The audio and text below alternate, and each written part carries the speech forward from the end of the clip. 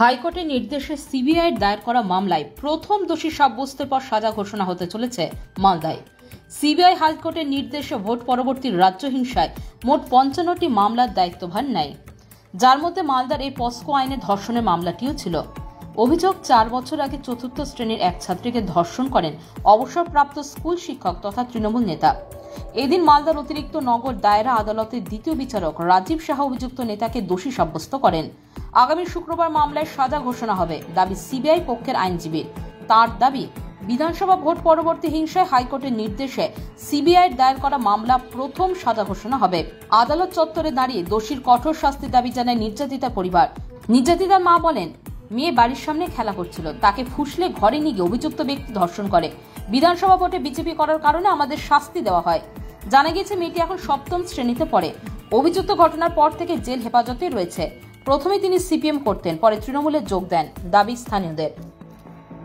আমার মেয়েরা খেলতে গেছিল বেলু মাস্টারের বাড়ি, রফিকুল ইসলামের বাড়ি বাগানে।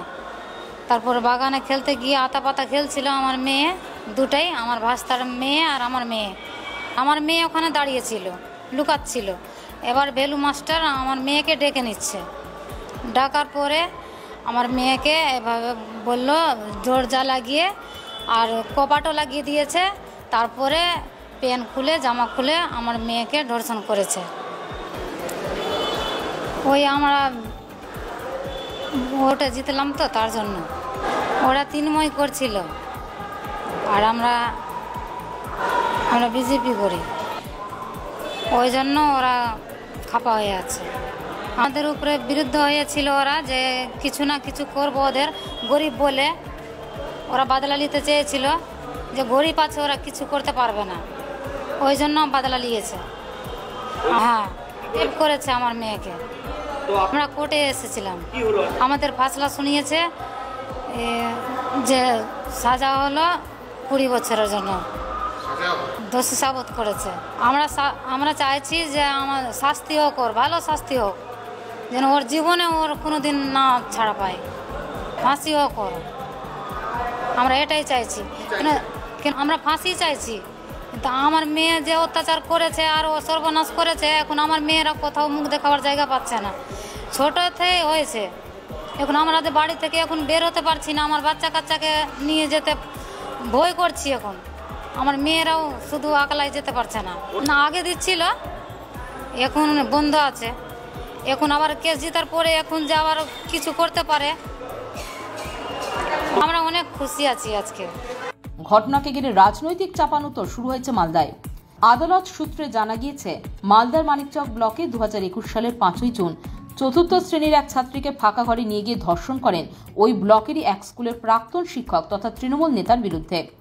অভিযোগ, নির্যাতিতার পরিবার বিজেপির সমর্থক হওয়ায় রাজনৈতিক প্রতিহিংসার কারণে অভিযুক্ত নাবালিকা মেয়েটিকে ধর্ষণ করেন। পুলিশ অভিযুক্তকে গ্রেপ্তার করে। ওই বছর সেপ্টেম্বর মাসে জেলার সফরে আসেন জাতীয় মানবাধিকার কমিশনের সদস্যরা।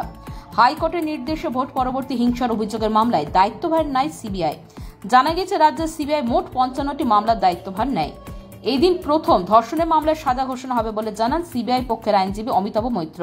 তিনি বলেন, সিবিআই হাইকোর্টের নির্দেশে ভোট পরবর্তী রাজ্য হিংসায় মোট 55টি মামলার দায়িত্বভার নেয়। তার মধ্যে মালদার ধর্ষণের মামলাটিও রয়েছে। এই দিন পক্সো আইনে 22 জন সাক্ষীর ভিত্তিতে বিচারক অভিযুক্তকে দোষী সাব্যস্ত করেছেন। শুক্রবার সাজা ঘোষণা হবে। আমরা সর্বোচ্চ সাজার দাবি জানাবো। 2021 সালের জুন মাসে একটা নাবালিকা ওপরে ধর্ষণের ঘটনা ঘটে এবং তার পরিপ্রেক্ষিতে মানিকচক থানায় একটা কেস রুজু হয়।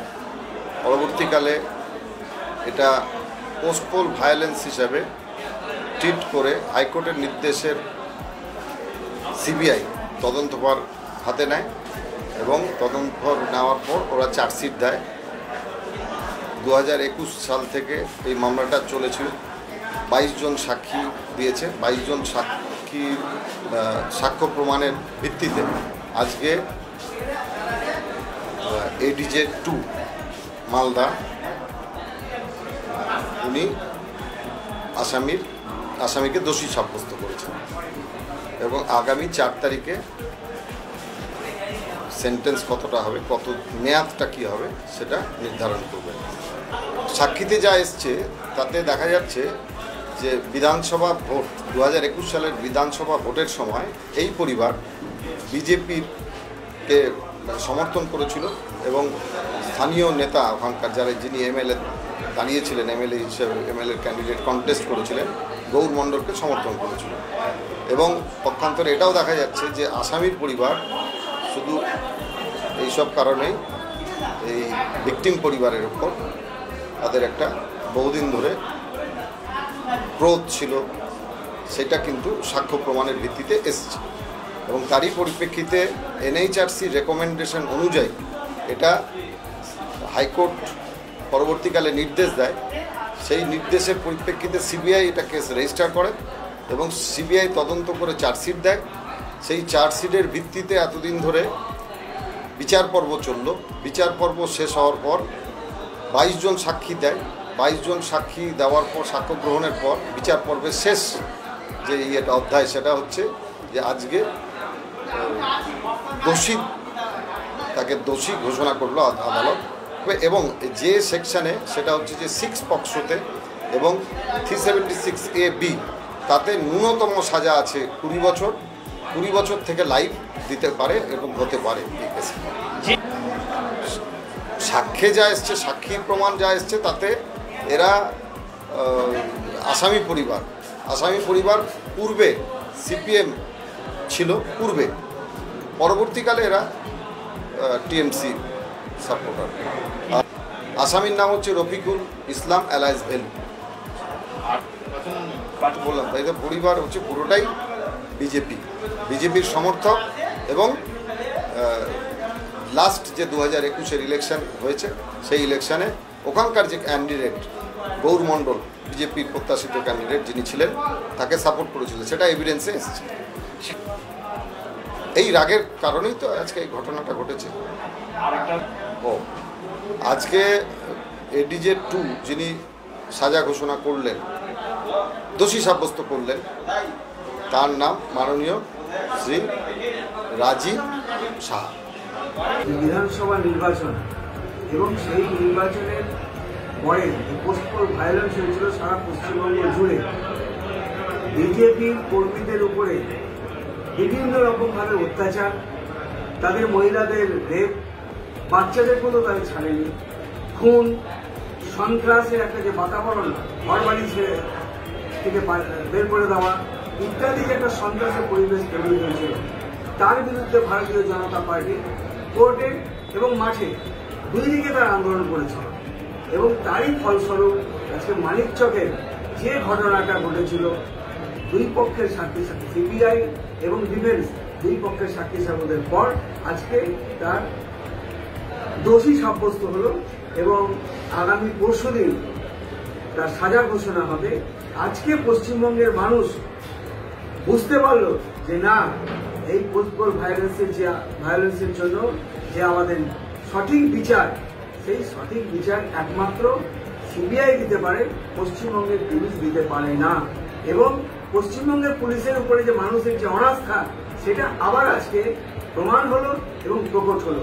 মানুষ নিশ্চয়ই আজকে এই জজের যে রায়, সেই রায়ে মানুষ অনেকটাই পশ্চিমবঙ্গের মানুষ আশ্বস্ত হতে পারলো এবং সিবিআই এর উপরে তাদের আস্থা আরো বেশি করে বাড়বে। যে মানিকচকের ঘটনাটা আপনি উল্লেখ করলেন, সেই ঘটনার সাথে দলীয় কোনো সংযোগ নেই।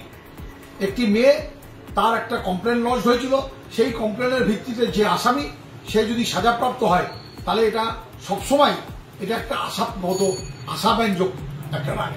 কাজে এটা নিয়ে তৃণমূল কংগ্রেসের কিছু ব্যাপার নেই। কেউ যদি মনে করে যে কোনো ঘটনার সাথে তৃণমূলকে জড়িয়ে তৃণমূলকে মেলাইন করবে, তারা মূর্খের স্বর্গে বাস করছে। 2026 আর কয়েকটা দিন পরে দেখবেন এই মানিকচকের মাটিতে আবার সবুজ পতাকা পথ করে উঠবে, খালি সময়ের অপেক্ষা।